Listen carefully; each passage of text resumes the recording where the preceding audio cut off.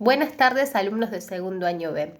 Hoy les voy a explicar en este pequeño video algunas cuestiones que tienen que ver con la crisis del siglo XIV. Como bien me pusieron ustedes en sus tareas, es una crisis que tiene diferentes aspectos, ¿sí? Digamos que hay pequeñas crisis dentro de esta gran crisis. Una de esas pequeñas crisis tiene que ver con los problemas que va a afrontar la agricultura, una serie de malas cosechas. ¿Qué va a tener como consecuencia esta serie de malas cosechas? Que la sociedad no se pueda alimentar. Bien, eso es muy importante.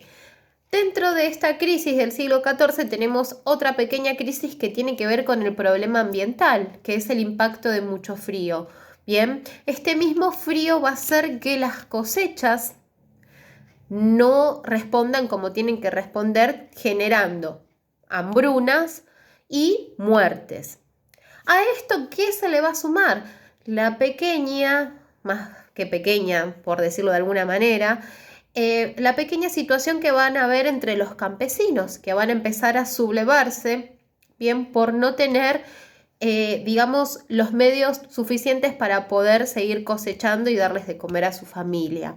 Y también le vamos a sumar un gran problema que va a ser la peste negra, o más bien la conocida peste bubónica, que es una enfermedad que va a azotar a toda Europa y que se va a acoplar a las diferentes problemáticas que les vine describiendo. A ver, ¿por qué va a ser una problemática muy grande esta crisis, esta peste negra?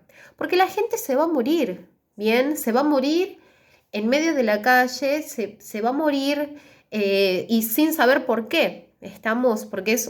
Fíjense que nosotros estamos en pleno siglo XIV y la medicina no era lo que hoy es. Bien, esa crisis del siglo XIV va a tener como consecuencia la valoración, bien, de la vida desde otro punto de vista, una vez que se salga de todos estos problemas. Bien, la peste negra o la denominada peste bubónica va a ser muy importante porque se va a propagar por casi toda Europa. Bien, ¿qué significa esto? Que van a ser en un determinado lugar y se va a ir expandiendo porque no le van a encontrar una cura. Bien, entonces la gente se va a ir muriendo y se van a morir familias enteras por esta peste. A ver, pensemos también que las pestes en Europa durante la Edad Media son comunes. Bien, ¿por qué? Porque nosotros tenemos que pensar que no existían como ahora, bien, los productos de higiene, no existía tampoco el agua potable, entonces las bacterias y las enfermedades se propagaban con mucha más facilidad que ahora.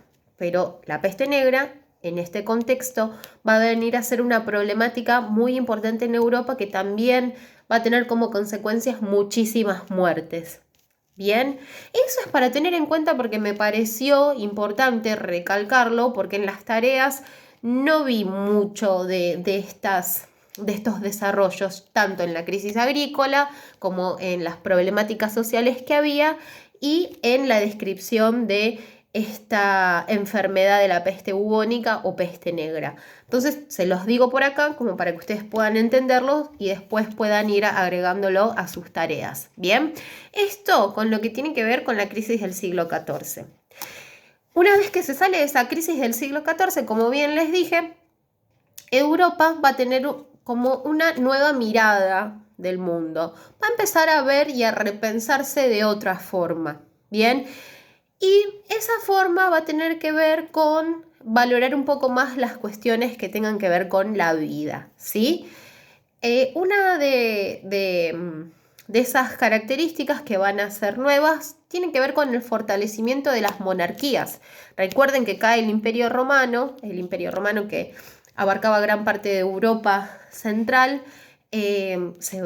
Una vez que cae este Imperio Romano, los reinos se van a dividir, ya no van a tener más una figura central, bien, de rey, sino que se van a empezar a dividir los territorios y cada territorio va a tener un rey.